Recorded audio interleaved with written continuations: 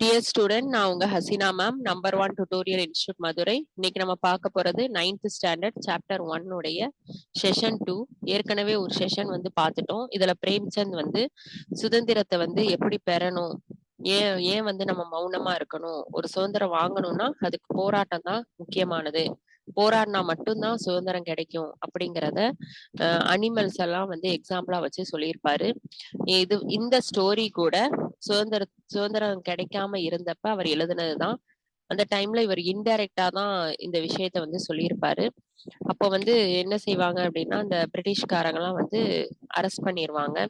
யாரெல்லாம் வந்து சுதந்திரத்துக்காக போராடுறாங்களோ, எழுத்து மூலமா, பேச்சுக்கள் மூலமா, அதாவது மேடைகள்ல பேசுறது, துண்டு பிரசுரம் கொடுக்கறது, இதெல்லாம் பண்ணும்போது போலீஸ்ல வந்து அரெஸ்ட் பண்ற மாதிரி இருந்துச்சு. அந்த சிச்சுவேஷன்ல மக்களிடத்துல வந்து ஒரு சுதந்திர வேட்கையை உண்டு பண்ணணும், ஒரு மோட்டிவேஷன் கொடுக்கணும்னு சொல்லி எழுதப்பட்ட ஒரு கதை தான் இது. இந்த கதையில வந்து ஹீரா மோத்தி அப்படிங்கிற பைல், அதாவது 2 மாடுகளை வச்சுதான் கதையை பேஸ் பண்ணி கொண்டு போயிருப்பாரு. இந்த ஹீரா மோத்தியுடைய ஓனர், இந்த ஹீரா மோத்தியை வந்து பாத்துக்கிறது யாருன்னா ஜூரி காட்சி. இந்த ஜூரி காட்சியுடைய 2 மாடுகளோட பேரு ஹீரா மோத்தி. இந்த 2 மாடுகளுமே என்ன ஜாதியை சேர்ந்தது அப்படின்னா பச்சாயி ஜாதி. மாடுகள்ல ஜாதி இருக்கும்ல, ஒவ்வொன்றுமே ஒவ்வொரு வகை இருக்கும். சோ பச்சாயி ஜாதியை சேர்ந்தது.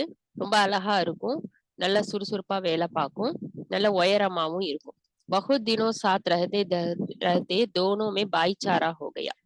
ரெண்டுமே வேற வேற பேர்ல இருக்கக்கூடிய ஒரே ஜாதியை சார்ந்த மாடுகளா இருந்தாலும் இதுக வந்து டெய்லி, அதாவது ஒரே ஓனர் கீழே இருக்கிறதுனால இந்த மாடுகளுக்குள்ளே வந்து ஒரு பிரதர்ஸ்ங்கிற ரிலேஷன்ஷிப் வந்து வந்துருச்சு. இந்த ஸ்டோரி வந்து இன்டைரக்டா நம்ம இந்தியாவையும் இந்திய மக்களையும் இந்திய நாட்டுல இருக்கக்கூடிய மக்களை பத்தியும் தான் இத செய்தி. சோ இத வந்து இன்டைரக்டா நீங்களே புரிஞ்சுக்கலாம். ஹீரா மோத்திங்கிற 2 மாடுகள் பச்சாய் ஜாதியை சேர்ந்ததா இருந்தாலும் ரெண்டுமே சேர்ந்து ஒரே இடத்துல இருக்கிறதுனால அவங்களுக்குள்ள ஒரு பிரதர்ஸ்ங்கிற ஒரு ரிலேஷன்ஷிப் வந்து இருந்துச்சு. சகோதரர்களா வந்து வாழ்ந்து வர்றாங்க சூரி காட்சிங்கிற ஒரு ஓனர் கிட்ட. दोनों आमने सामने आसपास बैठे हुए एक दूसरे से மூக் பாஷா में विचार विनिमय करते थे. அதுகளுக்கு வாய் இல்ல, அதனால சைகை மூலமாவே அதுக்கு என்ன செஞ்சுக்கும், பேசிக்கும். एक दूसरे के मन की बात कैसे समझ जाता था हम नहीं कर सकते. ஹீராவுடைய ஹீராவுடைய விஷயத்த மோத்தியும், மோத்தியுடைய விஷயத்த ஹீராவும் மௌனமான முறையிலே வந்து தெரிஞ்சுக்குவாங்க. अवश्य ही उनमें कोई ऐसी गुप्त शक्ति थी जिसे जीवों में श्रेष्ठता का दावा करने वाला मनुष्य वंचित है. அது மட்டும் இல்லாம குப்த அப்படின்னா மறைக்கக்கூடிய, எந்த ஒரு விஷயத்தையும் வந்து மறைக்கக்கூடிய, ஒருத்தருக்கு ஒருத்தர் அண்டர்ஸ்டாண்ட் பண்ணி பேசக்கூடிய அளவுக்கு வந்து அந்த 2 மாடுகளுமே இருந்துச்சு.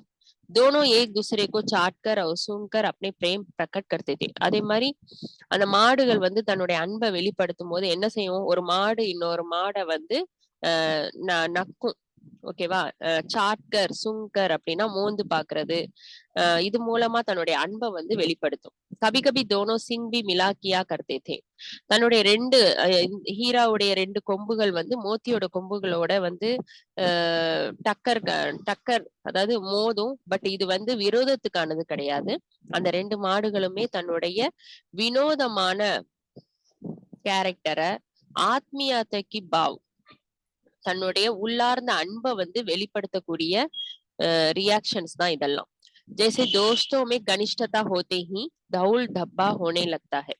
எப்படி வந்து 2 ஃப்ரெண்ட்ஸ்குள்ள ரொம்ப ஒரு க்ளோஸ் இது வந்து இருக்கும்போது அவங்க வந்து அடிச்சுக்குவாங்க, ஷோல்டர்ல தட்டி கொடுத்துக்குவாங்க. அது போலதான் இத வந்து நம்ம சண்டை அப்படின்னு ஒரு காலம் நினைக்க கூடாது. ஏன்னா ஹீரா மோத்திக்குள்ள இருக்கிறது ஒரு பிரதர்ஸ் ரிலேஷன்ஷிப், ஃப்ரெண்ட் அப்படிங்கிற ஒரு ரிலேஷன்ஷிப். அப்போ அவங்களுக்குள்ள வந்து என்ன செஞ்சுக்குவாங்க, அடிச்சுக்குவாங்க. ஆனா அவங்க 2 பேரும் க்ளோஸ் ஃப்ரெண்ட்ஸ். அததான் இந்த இடத்துல வந்து சொல்றாரு. इसके बिना दोस्ती कुछ फुसफुसी, कुछ हल्की सी रहती है जिस पर ज्यादा विश्वास नहीं किया जा सकता.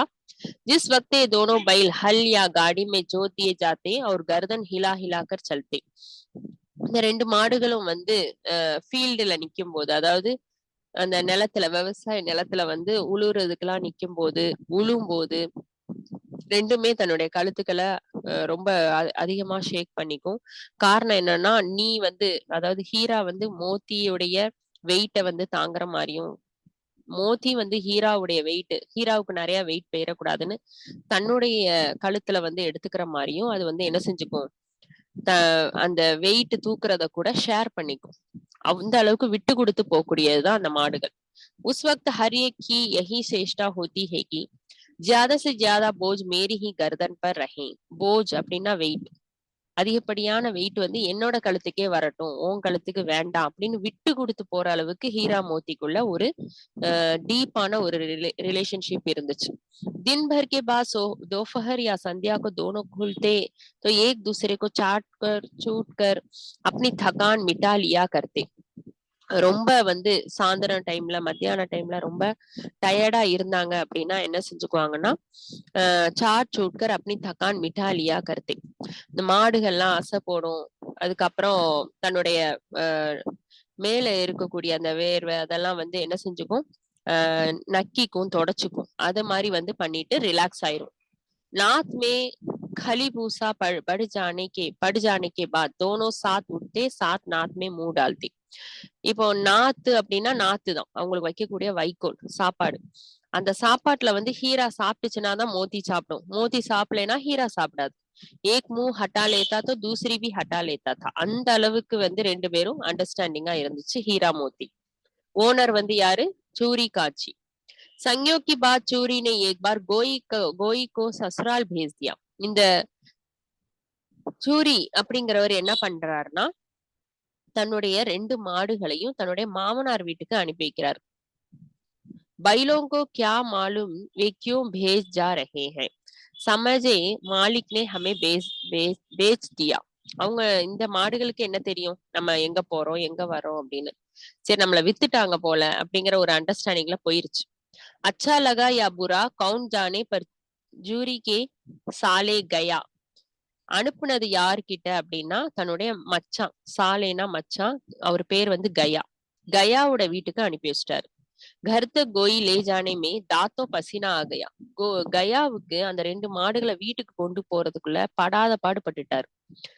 தாத்தோமே பசினா ஆகையா அப்படிங்கிறது ஒரு ப்ராவப், போதும் போதும்னு ஆயிருச்சு அவருக்கு. पीछे से हाँकता तो दोनों दाएं बाएं भागते, पगिया पकड़कर आगे से खींचता तो दोनों पीछे को जोर लगाते. அந்த மாடுகளை வந்து லெஃப்ட் ஒரு ஒரு 2 மாடு வந்துச்சுன்னா ரைட் 2, ரைட் லெஃப்ட் ஒரு மாடு போச்சுன்னா ரைட் இன்னொரு மாடு இழுக்குது. அதே மாதிரி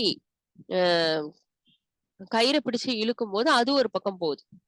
அதாவது இவரோட சேர்ந்து அது வந்து வர்ற மாதிரி இல்ல, இவரோட சேர்ந்து அவருடைய வீட்டுக்கு வந்து வர்ற மாதிரி இல்ல, ரெண்டுமே எதிர்த்துதான் வந்து மூவ் ஆகி வந்துச்சு. சோ அவரால அந்த 2 மாடுகளை ஓட்டி வீட்டுக்கு கொண்டு வர்றதுக்குள்ள போதும் போதும்னு ஆயிருச்சு. तो दोनों पीछे को जोर लगाते, मारता तो दोनों सिंग नीचे करके हुंगारते. அடிச்சாரு அப்படின்னா அந்த 2 கொம்புகளையும் தன்னுடைய 2 கொம்புகளையும் என்ன பண்ணுது, தரைக்கு கிட்ட கொண்டு போய் அவரை வந்து இது பண்ணுது. சோ இவர் வந்து ரொம்ப கஷ்டப்பட்டுதான் அந்த மாடுகளை வந்து வீட்டுக்கு ஓட்டிட்டு போறாரு.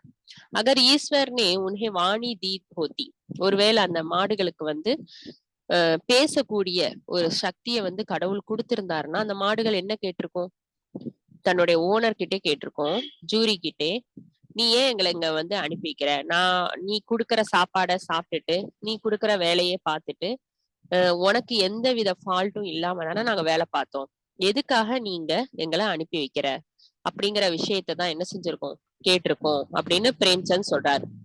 அகர் இத்தனி மெஹனஸே காம் ந சல்தா தோ அவர் காம் லேத்தே, எங்களால வேலை வந்து ரொம்ப கம்மியாதான் உனக்கு வந்து செஞ்சு கொடுக்க முடிஞ்சிருந்துச்சுன்னு நீ நினைச்சிருந்தீங்கன்னா நிறைய வேலை வாங்கியிருக்கலாமே.